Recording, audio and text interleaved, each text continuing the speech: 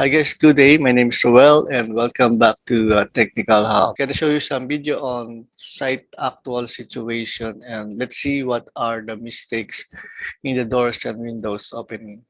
Yung actual footage ng construction, ano sa tingin nyo yung some mistakes dito sa doors and windows opening?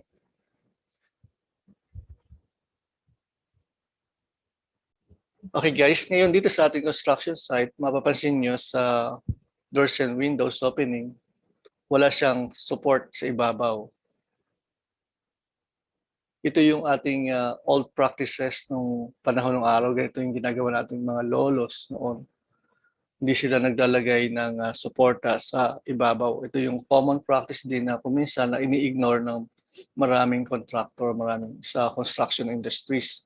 Lalo na kapag hindi nila alam na kailangan pala maglagay ng support sa ibabaw.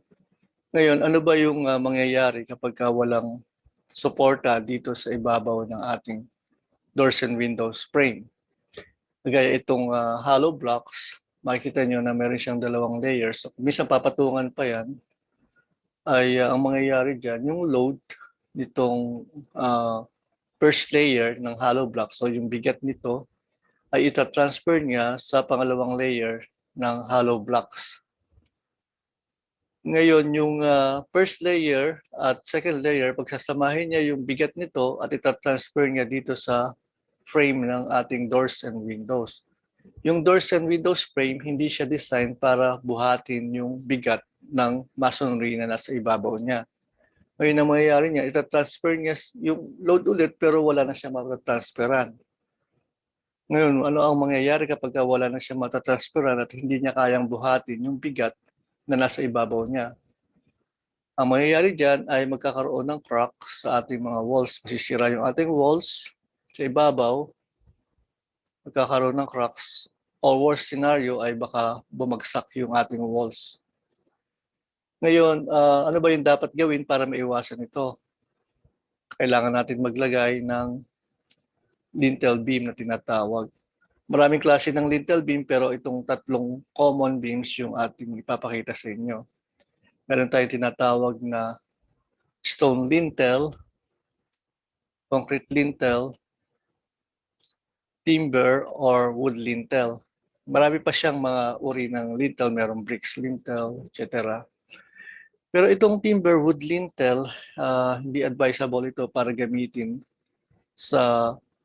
as a support. Hindi advisable ito para gamitin as a support para sa ating masonry sa ibabaw ng ating doors and windows opening. Kasi kasi itong timber and wooden ay prone siya sa fire at madali siyang mabulok.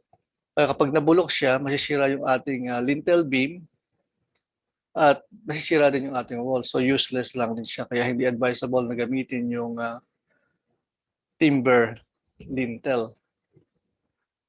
Ngayon, paano ba ini-install? Normally, naglalagay sila ng form sa ibabaw ng ating doors and windows opening. Lalagyan nila ito ng bakal at bubuhusan at ipapatong doon sa magkabilang gilid ng walls. Pagkatapos buhusan, ganito yung kanyang magiging itsura. May nakapatong na biga o itatawag na lintel beam sa ibabaw ng ating doors and windows opening para suportahan yung bigat ng ating masonry sa ibabaw para hindi siya magkaroon ng cracks. Okay, ngayon naman, kapag yung ating doors and windows opening ay more than 2 meters, kailangan na nating maglagay ng support sa ating lintel beam. Ito ang tinatawag na stiffener column. Ngayon, kung yung opening naman is less than 2 meters, hindi nyo na kinakailangan ng stiffener column. Tama lang itong lintel beam dahil yung magsusuporta sa kanya ay yung walls na nasa magkabilang gilid. Napaka-importante na may lintel beam po yung ating doors and windows opening para maiwasan yung cracks sa ating walls na magiging sanhi ng pagkasira nito o maaaring bumagsak pa.